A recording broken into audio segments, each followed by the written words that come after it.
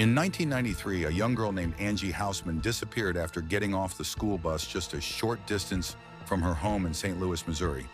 The 9-year-old had been walking home with other neighborhood kids, but when she didn't arrive, her parents grew concerned. After searching the area with no success, they called the police. The authorities soon launched an extensive search, including helicopters, K-9 units, and thermal sensors, but found no trace of her. Leads poured in, and suspicion initially fell on her stepdad and even her estranged father, though neither were involved. The case quickly gained media attention, with many theories circulating, including the possibility of an abductor who had attempted to kidnap a girl nearby just days before. A composite sketch was made of a man seen driving a blue sedan in the area, but the suspect remained unidentified. In the following days, psychics added their visions to the mix, but these were disregarded by investigators. A significant clue emerged when Angie had told her teacher that she was going on a trip with her uncle, though there was no such person in her life. 9 days later, on November 27th, a hunter discovered Angie's body in a national park. She had been bound, her head wrapped in tape, and her body showed signs of assault. It was revealed she had died from exposure after being kept alive for nearly 9 days.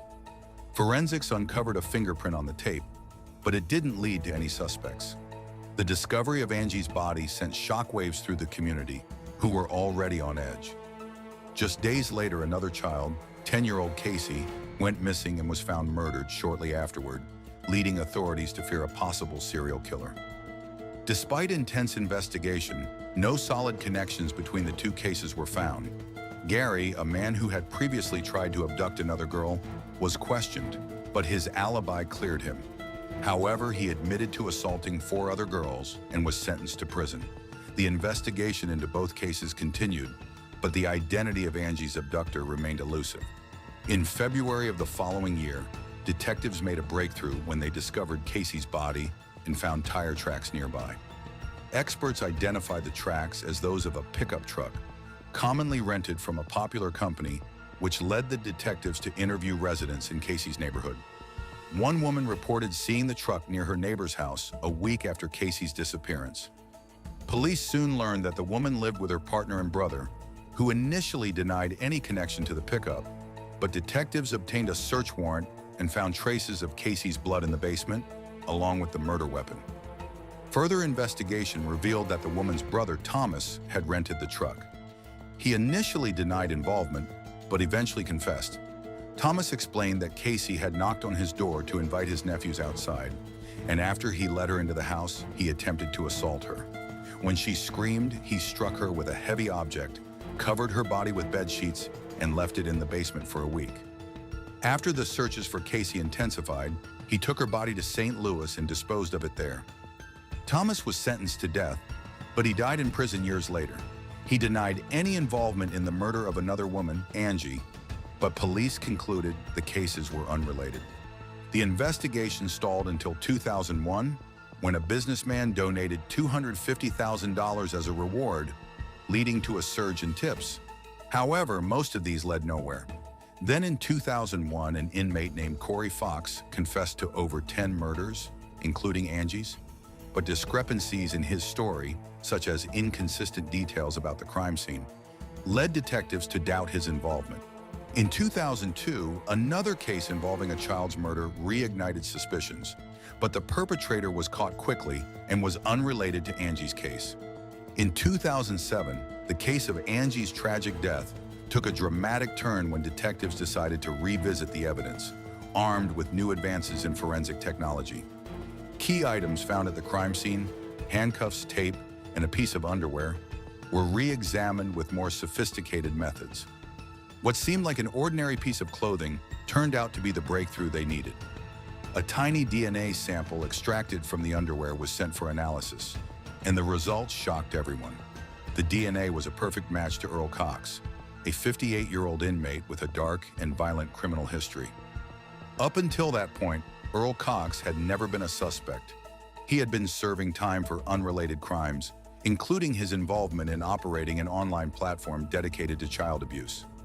Cox had been in prison since 2003, but it wasn't until 2007 that the investigation would take a crucial step forward. The revelation that his DNA was linked to the crime scene led detectives to reopen the case, and the pieces began to fall into place. When confronted with the evidence, Cox initially denied any involvement. However, the pressure mounted, and eventually he broke down and confessed to Angie's murder.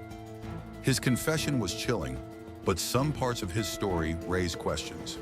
Cox claimed that after a car breakdown, he had abducted Angie, held her captive for several days, and then killed her. The details of his story didn't entirely add up, and some aspects of his account seemed rehearsed, raising doubts about the truthfulness of his confession.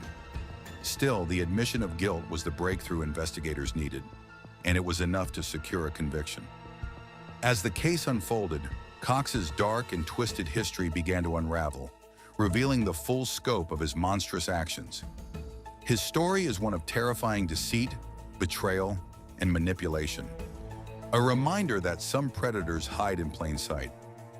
In 2020, after years of tireless legal battles, Cox was finally sentenced to life in prison without the possibility of parole. For Angie's family, the conviction brought a bittersweet sense of closure.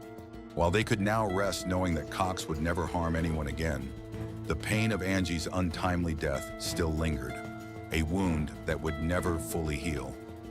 Sadly, Angie's mother, who had been emotionally crushed by the loss of her daughter, never lived to see justice served. She passed away in 2016, heartbroken and believing that the person responsible for her daughter's death had never been held accountable.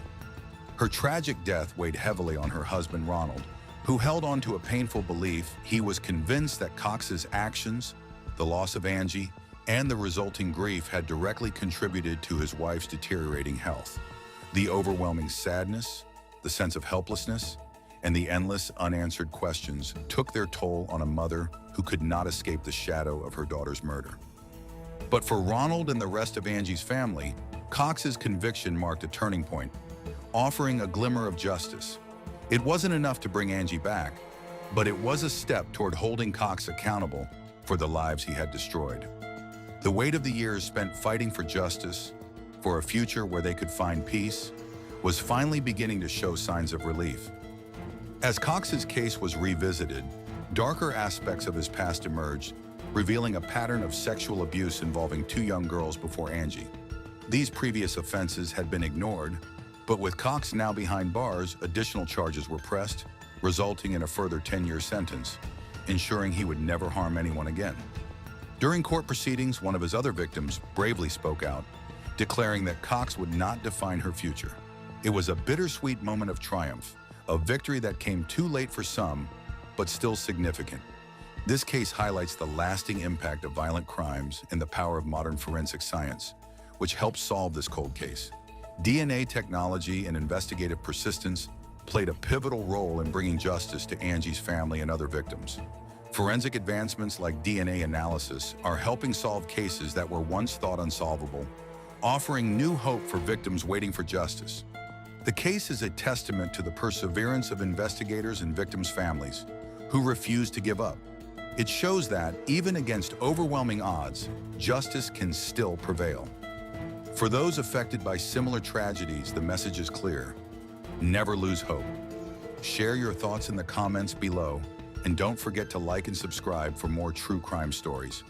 Thank you for watching, and remember, justice may be delayed, but it is never denied.